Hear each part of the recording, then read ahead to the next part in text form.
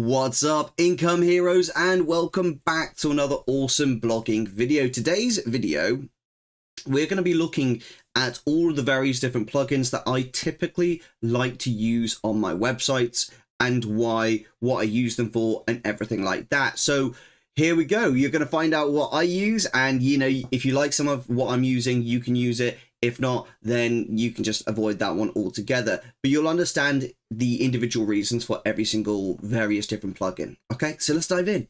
Okie dokie, so here I am on my blog to do with pens. And I've got a bunch of plugins here that I don't really need, truth be told.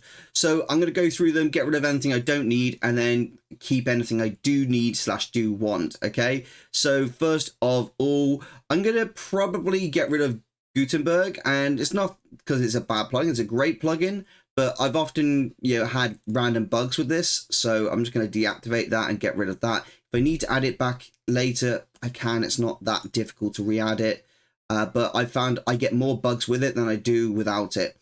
Jetpack, this used to be really good, but they started to over monetize it. It went from being a freemium plugin to pretty much being a plugin you had to pay for. And it just got really frustrating. So I'm getting rid of Jetpack. I no longer use that. Link Whisperer, it's okay. It's not bad, but most of the AIs can do what Link Whisperer does, but like as a free part of the tool. So I don't really need that anymore. One-click demo import, that's part of Popcorn theme, and I actually find that useful. It's a very lightweight plugin. It doesn't really do much more than just import another theme onto your website. Which is pretty easy to do. You got your RankMath SEO, which is actually quite useful just for checking your SEO. It's up to you whether you go for that. I really like RankMath SEO, especially the pro version. It's so good. You can see how many keywords you've ranked for. You can find any of your weaker blogs on your website and actually go and edit those individually. I really like RankMath SEO Pro. I've left a link in the description, of course, for that. Then we've got the simple Cloudflare Turnstile. Now, this is a really useful plugin. This basically reduces heavily the amount of spam comments and things like that you will get on your website. And this is pretty much why. I'll show you. If we go to the website, we just click one of these posts just here. We go all the way to the bottom. You can see that we got Cloudflare here, right here, and it's basically already said success. But say I'm a botter and I've got like 100,000 tabs open and I'm just like writing comments, and like I've got an automatic program that goes to the comment section to leave a comment. Cloudflare will actually say no, and it will stop them and prevent them from being able to post that comment, which is so useful, guys. I can't express it. So useful.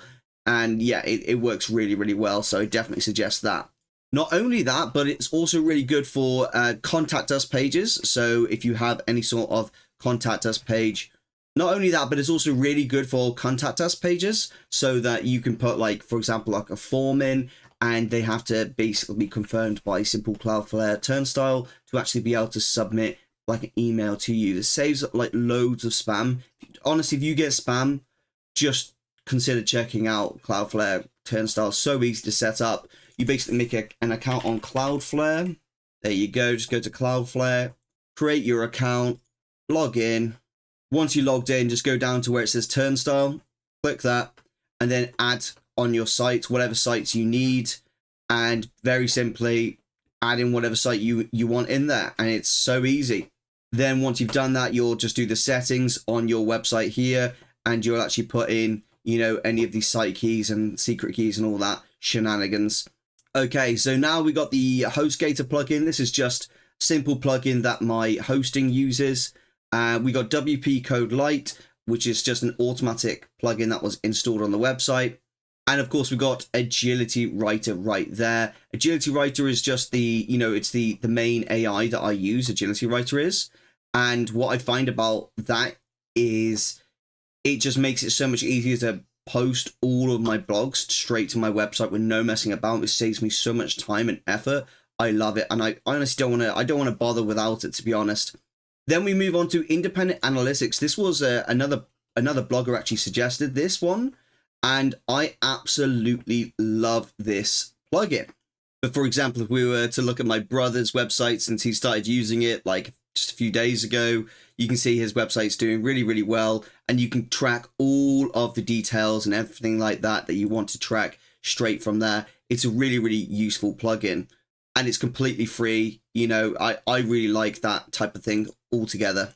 I really wouldn't want to start a blogging website without independent analytics now. For a free tool, it's absolutely banging. Then we would move on to another really, really good plugin, which is custom fonts, which basically just allows you to use any font you want on your website. Really, really good. It's how I get some really cool, unique fonts on some of my websites. Then we would move on to Conditional Blocks, which is this one right here. I don't know why it always brings up this one. I don't like that one personally. I prefer this one right here by Conditional Blocks.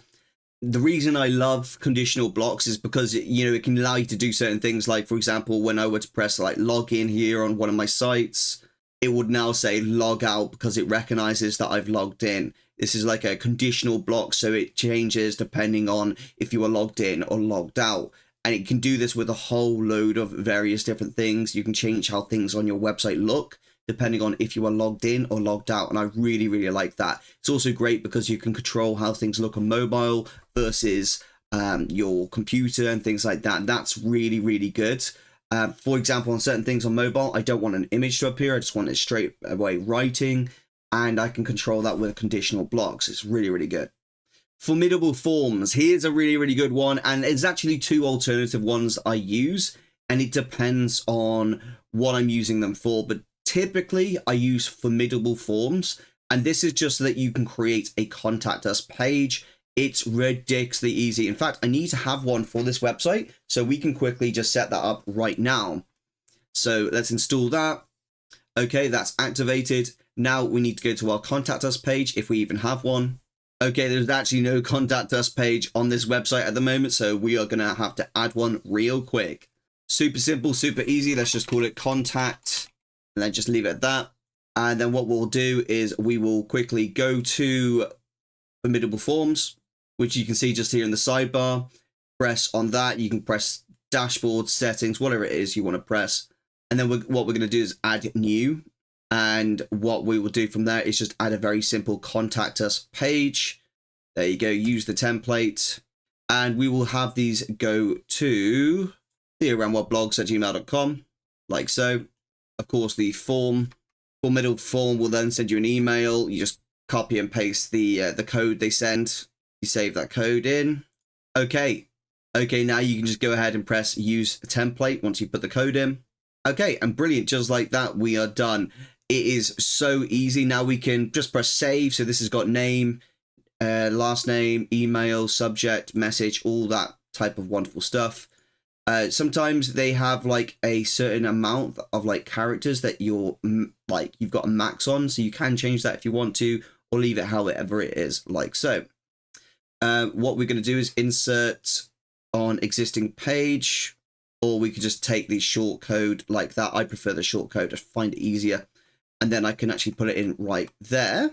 And if we were to save this and we were to actually take a preview at it, you can see it's saved like that. But what I actually prefer to do is actually put a /group, put it in a group, drag and drop that into the group.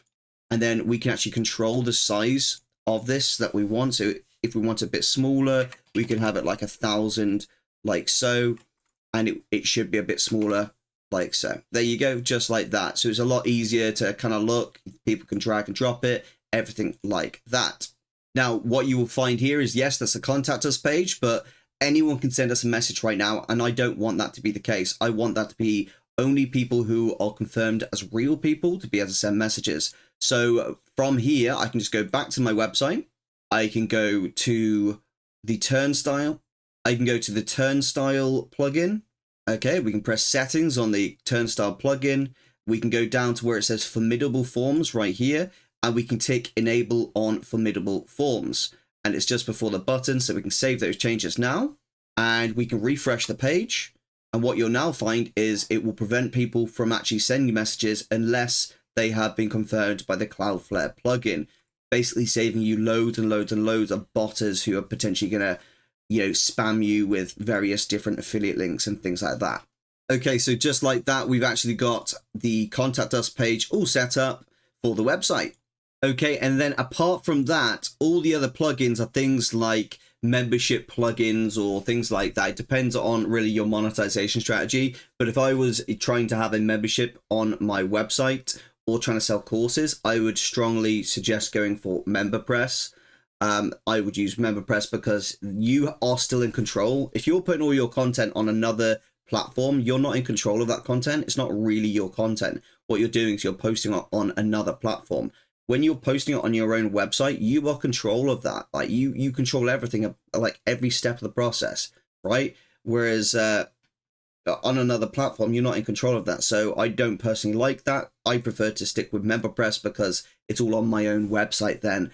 And I'm in charge of it completely, and I get the money, the vast majority of the money, rather than paying like 40-50% fees to another platform. I don't fancy that, you know? So that's what I personally do, and it works really, really well for me. But there you go. Thank you so much for watching today's video. I hope this helped.